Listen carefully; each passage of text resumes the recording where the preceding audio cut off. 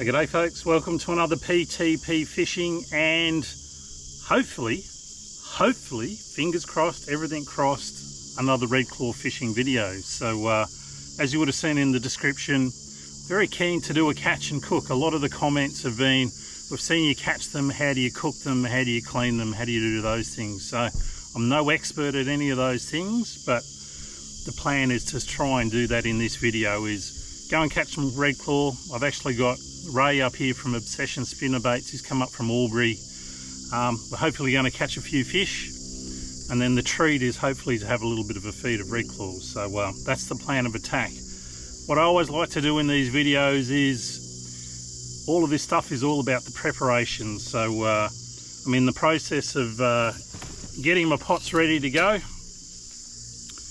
and as you would have seen from one of my previous videos, or actually the last video, which is where we caught, I think I got one Redclaw, Nicholas got a couple of nice golden perch, was one of the issues I've had, and I think is one of the biggest problems in the last couple of videos, is I've been using stuff like this to hold my bait in.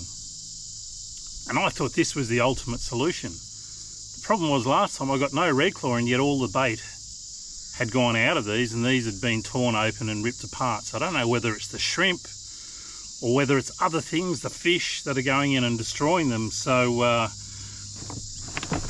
course I mentioned that to Steve Booth from Wilson's. Now, it's not a Wilson's product, but he said to me, he said, well, why don't you give one of these things a try? So this is called a bait mate, or that sort of thing, and what it is it's got that little disc there, goes into that hole, clips onto the bottom of your pot. You fill that up with your, well, in my case, cat food or dry cat food.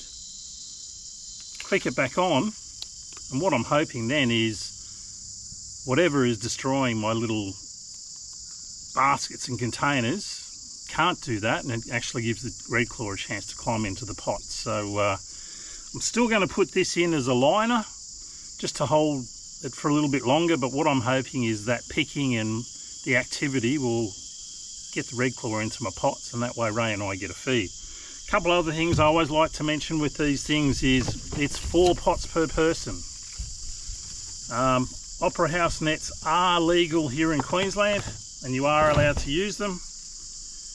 The key with it is you have to, and I need to get one that actually is ready to go, which will be this one here. What a mess I've got going here. So it's 4 pots per person. Opera house pots are illegal to use. You need to use that style of float. So a lot of people use something other than that, but according to the rules and regulations, that is the only float that you're allowed to use. Your float and your pot must be labelled. Like I said, 4 per person. The other thing again I would like to mention is Redclaw, because we're at Somerset Dam, Redclaw are not endemic to this part of Queensland, so in the southeast corner. So it is actually illegal to put a Redclaw back into the water. So it doesn't matter what size it is, you've got to take it with you. You cannot put it back in the water. So last time I was here, fisheries were actually out checking. A couple of people did get caught for having too many pots in the water and using the incorrect floats. So that's why I like to use it. There's 2 of us, so we've got 8 pots, including the super pot, which I'm looking forward to using. Other than the last trip, it's been an absolute bonanza. It seems to get a few more Redclaw in it. Anyway, I'm going to get these baited up, get them all ready to go. We'll get out on the water, pop them in, and we'll see how we go. Hope you enjoy it. Come along for the ride. Welcome to another PTP fishing. Okay, so one of the things I wanted to do this time around with the Redclawing is, other than obviously try the new bait system, also try a few new spots, because obviously last time, when you only get one Redclaw, so we're just going to chuck this in here, somewhere a little different. I always like having it where there's sort of a little bit of a weed. Water's pretty dirty, so it'll be interesting to see how we go, but that's pot number 1 in the water. So you must probably recognise this spot. This has been the lucky spot For whatever reason, this is always produced up in here, so have to have a put a pot in here. Just need to find the right depth. It comes in very shallow but then drops off, and I want to hit that drop off. So 10 foot now, dropping away, and that's about where we want to be, I reckon. So just pop that in there. Ooh. Tread on the pot, on the rope. There we go, take 2. Hopefully that's full of Redclaw tomorrow. Okay, so another little favourite location. Produced nothing last time, but again, as in the videos that we've done well, we have done well here. So pop that up there. I'm going to put the super pot in here as well, which we'll take over here. So the good old super pot. So the biggest difference between this and I guess the other pots is this has 4 entrances, obviously a lot more room for the Redclaw to get in there and get stuck into. So yeah, so 4 entrances just gives us a lot more Redclaw an opportunity to get in there, and hopefully that new bait holder makes a difference. And that can go right there. It has a massively long rope, so I'm not too fussed about it not getting to the bottom. See you tomorrow. Always nice to have a helper to do all the hard work. Ray's just tying these together, so again, that's just to make sure that when we check them, it's us checking them, not somebody else. Okay, so one thing I've learnt in all my years of fishing is you have to be observant. And last time when I was here with Nicholas, one thing we noticed is this area here, whoever it was, and we don't know who it was, but they had a huge big line of pots in what looks like open water. So we obviously didn't come and check their pots, but I did come and check what depth of water they were in. So what I want to do today is put a line of pots in here. They were in about 15 feet last time round, which is about what I'm in now. So first pot can go in there. All I'm going to do is go that way and put a line of pots in. Okay, so that's all 8 pots now in the water. Unlike a lot of other yabbing or crayfish fishing in the fresh water, it is best to leave your pots in overnight, or for at least 6 or 7 hours. It takes them a little while to sort of find it, work their way into the pots. So we've done that now. As I said, all the baits it's dried cat food. I've got the new bait containers. I'm hoping that they'll do the trick. Ray and I are now going to go and have a fish. If we catch any fish, there will be another video that goes with these. I'm not going to link the two together, but the afternoon now is dedicated to see if there's any fish in what is this quite dirty water. So good morning. So the Redclaw pots have been in overnight. Normal process would be go for a couple of hours fishing, go and check the pots and do all of those things. But the one thing Ray and I realised very quickly yesterday afternoon was that the water is a lot dirtier than, I guess, not than we expected. We've had a lot of rain and it doesn't surprise me that the water's dirty, but I think the fishing in this upper section of the lake, because of the watercolour, is going to be quite difficult. So we're going to check the Redclaw pots straight away. Hopefully they're full of Redclaw, put those on ice, and then we're going to push up the lake and do a bit of fishing. So push down the lake actually. But so that's the plan of attack for this morning. Check the pots now, hopefully get a few. Let's hope there's plenty in there. Let's see how we went.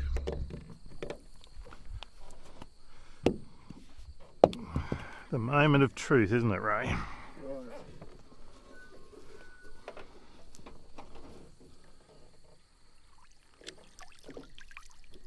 That would be 0. Won't be putting that back in there. Rightio.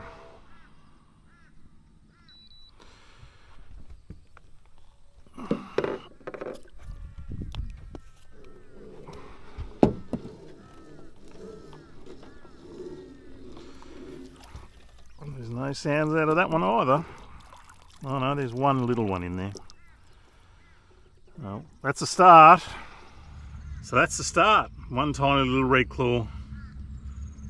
As silly as that sounds, that gives me a little bit of hope.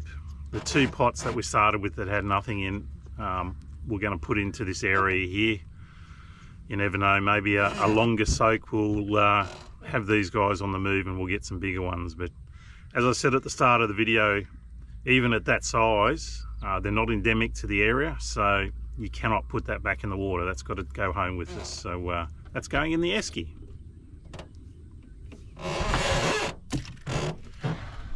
Yeah, so this next one's the super pot, so the other one's gone back in the water. These guys will go in around here somewhere, but hopefully the super pot has found a few more. Sorry, I am sneaking up to these things, aren't I? From memory, it's got a super long string on it, this one. So where are you? I was going to say something silly like it feels heavy, but it's a huge big pot, so of course it feels heavy. Oh yeah, moment of truth.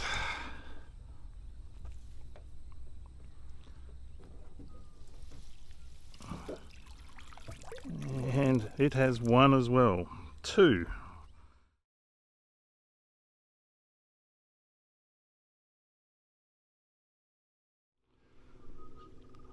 Doing a little impatient check of the Redclaw pots.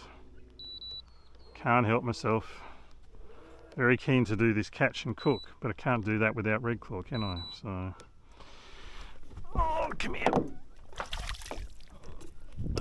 So these are going to be chock-a-block full now. You watch.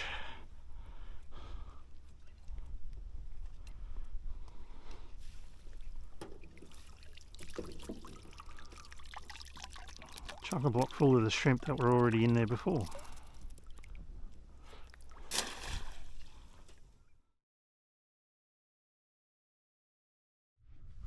So the impatient check, we got a Redclaw.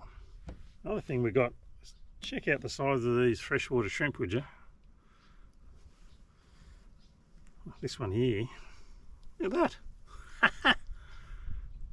God, imagine the yellow belly and the bass that'd eat those. They're in trouble, they're going on ice too. Never know, a frozen bait might work later on. It's the only way we're going to catch a fish, I reckon. So I remain determined to try and get this catch and cook video going. We're doing the impatient check of the other 4 Redclaw pots. To do a quick cook up, I need at least another 3, maybe 4 more. So I don't know whether it's going to let me do that. But that's obviously the big. Say hello to Ray, everybody. Hello. I just swallowed a bug as we were driving over here, so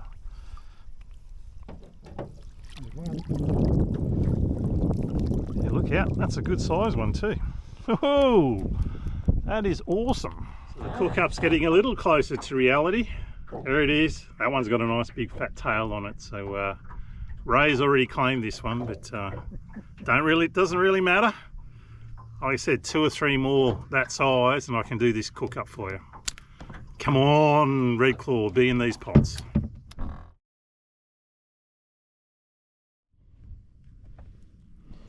He's coming to say hello, this guy. Look at that. That is a big Redclaw, that guy.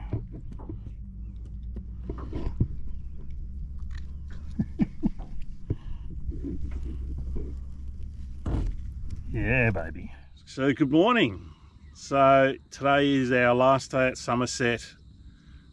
It's the final check of the Redclaw pots today as well. 5 so far, not really enough to do a catch and cook. Well, I'm pretty confident we'll get enough that I can at least do that, but I'd love to send Ray home with a few Redclaw as well. Going to do a little bit of fishing this morning first, do a final check of the pots and head home. Again, hopefully after this we get some Redclaw. I'll show you how to cook them up, how to clean them, do all that sort of stuff.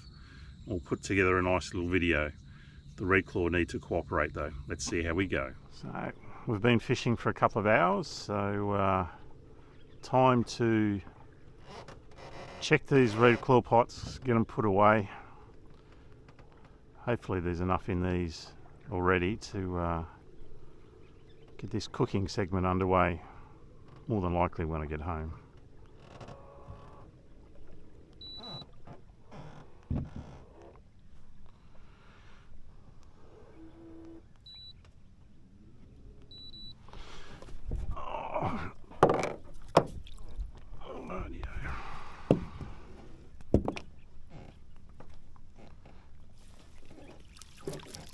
Oh, that's a good sound. Oh, that's a very good sound. There's not many in there, but let me tell you, one of those is absolutely massive. There you go. There's the big hooer. He wants to escape. He says, I want out of here. What a, wow. He's a bit dirty too, but what a thumping Redclaw that guy is. He's got mates too. Look at these ones. They're big. There's one more in the back corner here somewhere, but look at them. There's a feed and a half in one of those. Look at that. They're two big guys. Oh, ooh, you cheeky bugger. Anyway, and look at the size of these shrimp again. Anyway, it's their lucky day. They're going to get put back. This guy's trying to bite me, so stop filming. So, we excited about those three, Ray? You reckon you've got a feed now, do you? I've got a feed now, mate. What about you? Crazy part now is expectation is high after that last pot. What? Expectation is high.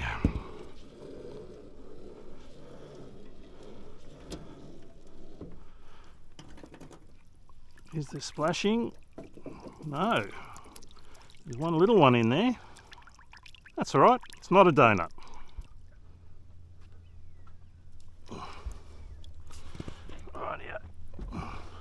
One thing I know about red clawing is I can never be disappointed when there's a red claw in a pot, because as we saw when we were checking these yesterday, it's pretty easy to have nothing in a pot.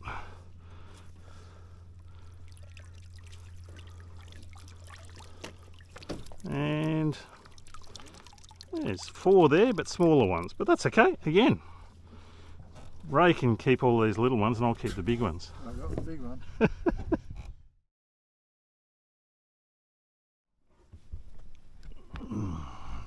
One thing about redclaw fishing, it's not real stressful, that's for sure. There's not a lot of splashing happening there. That's not good. Shrimp, shrimp, and shrimp. Yeah, we're in need of a miracle.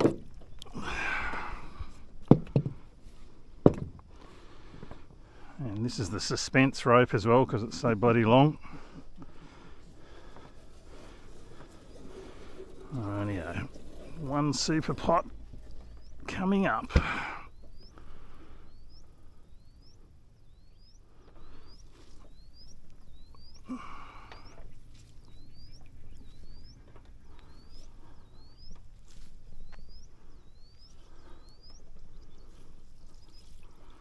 There's nothing in there. Oh no, we've got, ah, look at that. Super pot saved the day.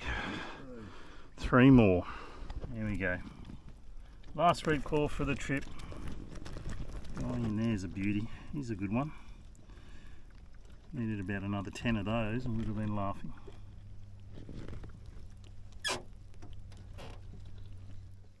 So, not a raging success as far as the redclaw go, but check those guys. That one there is just absolutely massive. So, a couple of takes out of this trip. Redclaw is not easy. This idea definitely works. All of them still had their bait left in them, so they'd every opportunity to get the redclaw in them. So I think that's a success. Just need to find better concentrations of the redclaw, but there's a feed there, enough for a catch and cook, so the next time you'll see me is in the kitchen. Okay, so I'm now back at home. Pretty simple trip back from Somerset, so back at the house. I'm not really set up to do this sort of filming. Catch and cooks are really not my forte, but so what I've got going, I've picked up, what have we got there, 8 of the smaller redclaw, kept a few of the bigger ones for the rest of the family to eat. I'm going to keep it very, very, very simple, because the beauty of it, whether the Redclaw is that size or whether it's something a little bit bigger, they've got quite big tails on them, so there's plenty of meat, and the meat tastes fantastic. So preparation for this has been pretty simple. Any crustacean deserves to be cooked in salt water. The best salt water is from the sea, so I always have a few bottles of salt water, just some soft drink bottles filled up with salt water on hand, so that if I do get some yabbies or I do get prawns or whatever it may be, I can cook them in salt water. I also need that for the ice bath as well, and there'll be a cutaway of that. So you cook them in the salt water. When you soak them or cool them off afterwards, you do it in the salt water, and then when you clean them, you also wash them off in the salt water, and that way the integrity of the flavour of the crustacean stays in place. So all I've got going is I've got some salt water on the boil behind me. I'm going to put the Redclaw into there, and it takes about 5 or 6 minutes, because these are all the smaller ones. So I'll cook them for 5 or 6 minutes and we'll catch up with you from there. Okay, pretty important to have a rolling boil. I've had these guys in the fridge, so as you can see, they pretty much go to sleep.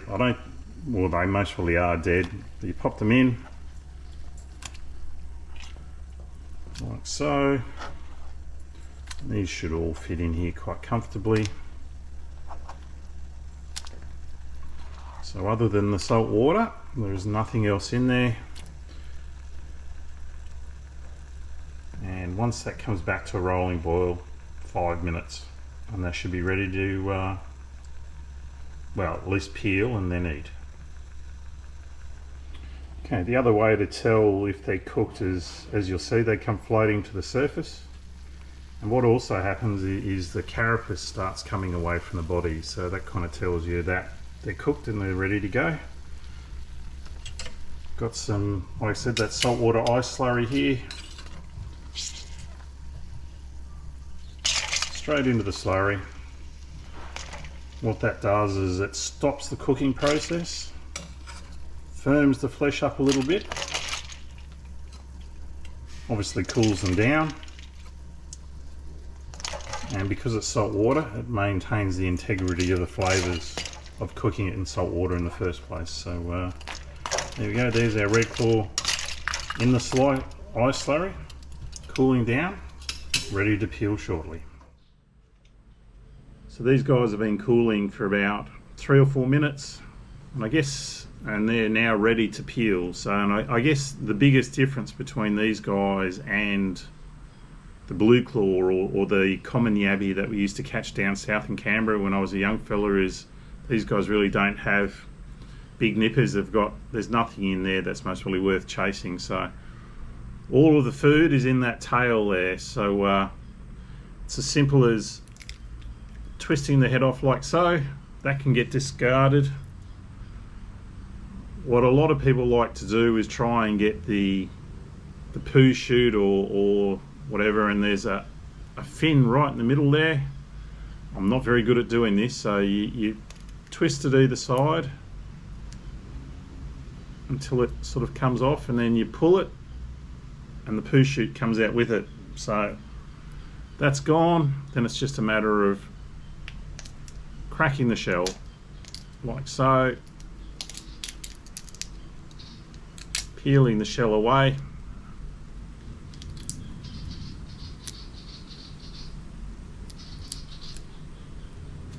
it's making me hungry just doing this.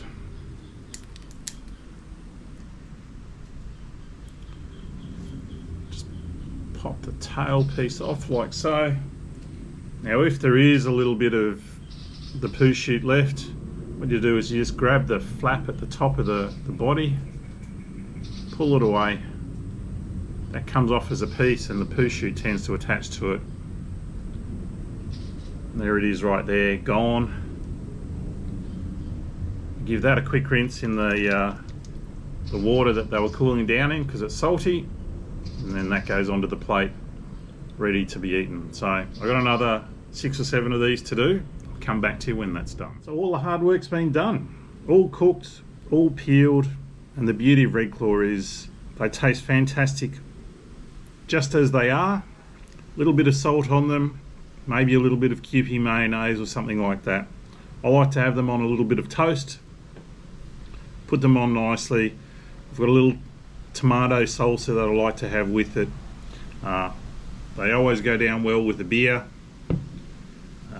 Just a great little tasty snack and a reward for effort for all of the hard work. So quick thank you to Ray for joining me and helping me put this together.